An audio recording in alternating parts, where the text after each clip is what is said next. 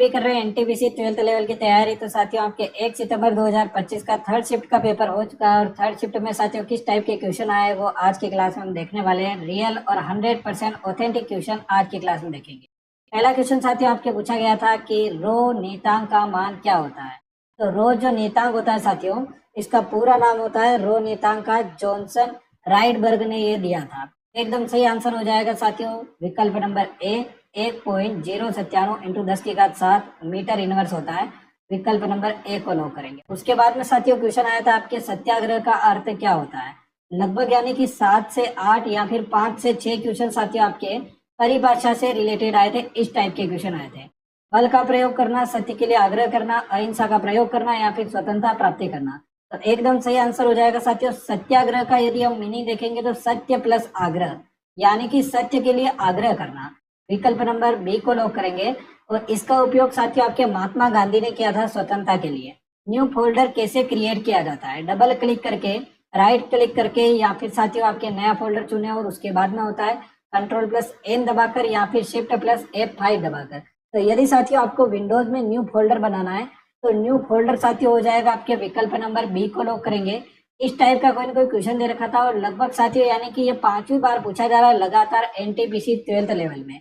तो ये आपको ध्यान में रखना है साथियों कि यदि आपको न्यू फोल्डर यानी कि डेस्कटॉप में आपको स्क्रीन पर डायरेक्ट राइट क्लिक करना है और राइट क्लिक करने के बाद में फिर न्यू पर क्लिक करना और फिर फोल्डर को चुन लेना है, डायरेक्टली आपके न्यू फोल्डर बन जाएगा। नेक्स्ट क्वेश्चन साथियों आपसे पूछा गया था कौन सा सीपीयू का भाग नहीं है। ये भी साथियों रिपीटेड क्वेश्चन है। लगभग कंप्यूटर में सारे के सारे क्वेश्चन रिपीटेड आ रहे हैं। जो अभी पूछ लिए गए वो के वो अभी के भी है ना। तो एएलयू हो जाएगा अर्थमेटिक लॉजिक यूनिट, गणना और लॉजिक यूनिट हो जाएगा साथियों रजिस्टर करना, कंट्रोल यूनिट और प्रिंटर। प्रिंटर साथियों इसका भाग नहीं होता है, ये अलग भाग होता है। तो विकल्प नंबर डी को लॉक करेंगे। सीपीयू का एक भाग नहीं होता है प्रिंटर। बाकी साथियों आपके रजिस्टर हो जाएगा, जिसको रजिस्टर को बोलते हैं तेज स्टोर करना, ठीक है। और कंट्रोल यूनिट को बोलते हैं कंट्रोल और निर्देश देना किसी भी चीज को। और कंप्यूटर का माइंड क्या कहलाता है तो साथियों सीपीयू। नेक्स्ट क्वेश्चन साथियों पूछा गया था कि 1862 में प्रकाश का सटीक मान किसने दिया था। आइजैक न्यूटन ने, लियोन फोकल्ट ने या फिर साथियों आपके हो जाएगा अल्बर्ट आइंस्टीन ने या फिर मैक्सवेल ने। तो एकदम सही आंसर हो जाएगा साथियों लियोन फोकल्ट ने। तो विकल्प नंबर बी को लॉक करेंगे। बी अपना सटीक आंसर हो जाएगा। न्यूटन ने साथियों आपके प्रकाश के कण का सिद्धांत दिया था। उसके अलावा अल्बर्ट आइंस्टीन ने साथियों प्रकाश का क्वांटम सिद्धांत दिया था।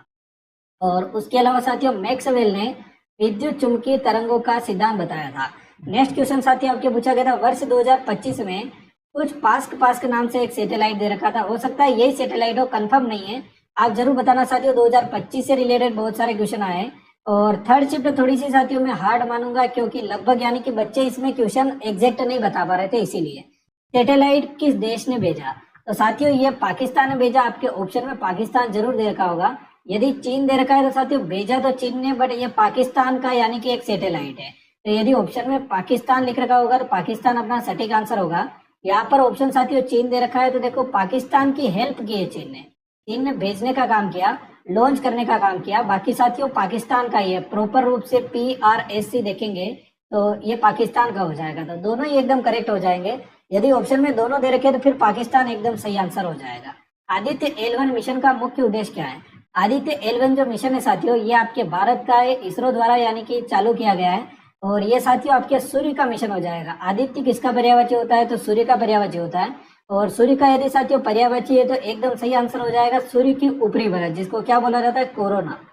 तो कोरोना का अध्ययन करने के लिए साथियों इसको बनाया गया है, लॉन्च किया गया है इस मिशन को।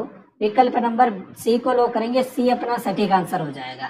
इसके अलावा साथियों आपसे क्वेश्चन पूछा गया था कंप्यूटर में कि पैराग्राफ को डार्क करने के लिए या फिर साथियों किस शॉर्टकट की का उपयोग किया जाता है इंडेंट घटाने बढ़ाने के लिए। तो एकदम सही आंसर हो जाएगा साथियों विकल्प number A, control plus shift plus M. A को लॉक करेंगे। ए अपना सही आंसर हो जाएगा। या तो साथियों क्वेश्चन होगा कि अपने पैराग्राफ को या फिर लाइन को बोल्ड करने के लिए किसका उपयोग किया जाता है। बोल्ड करने के लिए कंट्रोल प्लस बी हो जाएगा साथियों।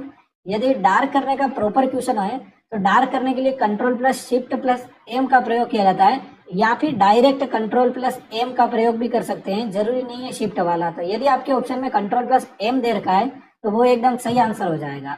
कंट्रोल प्लस बी साथियों बोल्ड करने के लिए, कंट्रोल प्लस यू साथियों आपके अंडरलाइन करने के लिए और कंट्रोल प्लस आई आपके हो जाएगा इटैलिक करने के लिए। नेक्स्ट क्वेश्चन साथियों, अभिक्रिया होने से पहले उत्पाद को क्या कहते हैं?